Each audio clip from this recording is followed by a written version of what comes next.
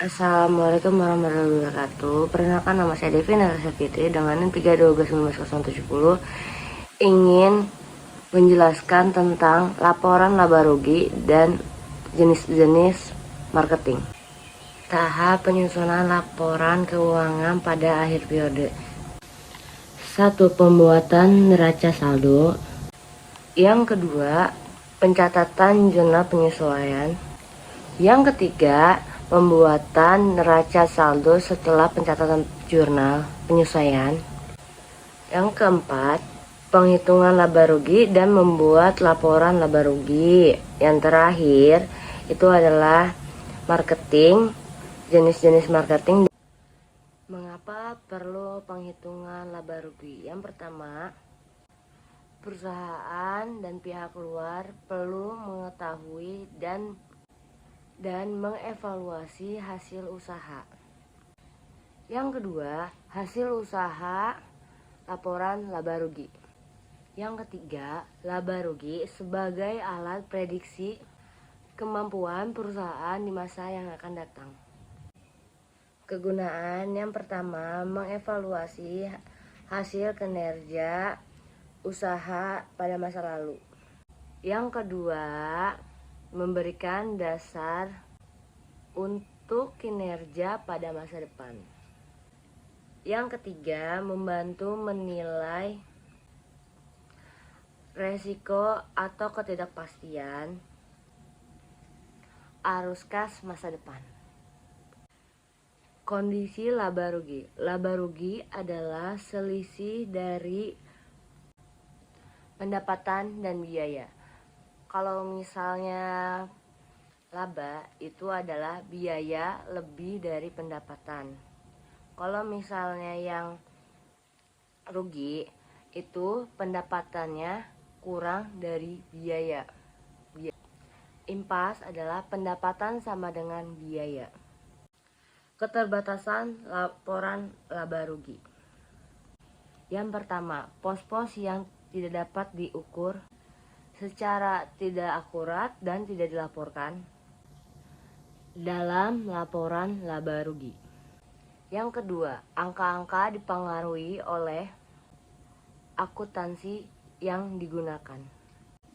Yang ketiga, pengukuran laba yang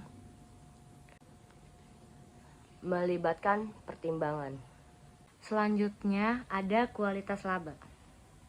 Praktik pengelolaan adalah perencanaan waktu pendapatan, beban, keuntungan, dan kerugian untuk mengurangi gejolak laba. Menurunkan kualitas laba karena mengurangi manfaat untuk peramalan laba dan arus kas pada masa depan.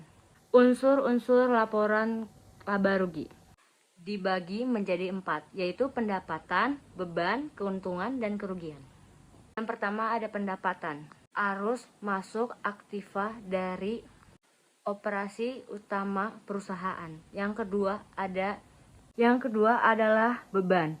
Beban adalah arus keluar aktiva dari aktiva operasi utama perusahaan. Yang ketiga ada keuntungan, yaitu adanya kenaikan ekuitas dari transaksi sampingan kecuali dari investasi pemilik. Yang terakhir ada kerugian, yaitu adanya penurunan ekuitas dari transaksi sampingan kecuali dari distribusi dari pemilik. Jenis-jenis laba rugi itu ada 3. Yang pertama operasional, yang kedua non-operasional, yang ketiga bersih. Yang pertama ada operasional. Kalau operasional itu adalah selisih dari biaya operasional dan pendapatan operasional. Yang kedua ada non-operasional. Kalau non-operasional itu selisih dari pendapatan non-operasional dan biaya non-operasional. Yang terakhir adalah bersih, yaitu selisih dari semua pendapatan dan biaya. Jenis-jenis laporan laba rugi yaitu ada 2. 1. Laporan laba rugi dalam bentuk bertahap dan laporan laba rugi bentuk langsung. Ini adalah contoh tabel laba bersih bentuk langsung.